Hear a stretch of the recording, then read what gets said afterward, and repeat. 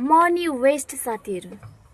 यो केटीहरूले चाहिँ आफ्नो लुगाफाटामा मनी यति धेरै वेस्ट गर्छ कि हैन। त्यो केमिकलहरू भक्कु युज गरेको प्रडक्टतिर पनि मनी वेस्ट गरेको छ हैन।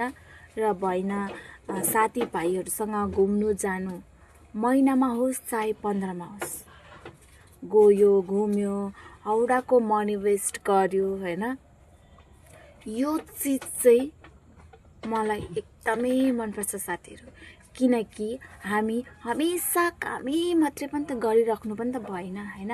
हामी आफूलाई मन परेको जग्गामा घुम्नु जानु, मन परेको चिज खानु, मन परेको चिज लाउनु, यो चाहिँ हाम्रो एउटा पर्सनल सेल्फ केयर हो, सेल्फ लभ हैन साथीहरू।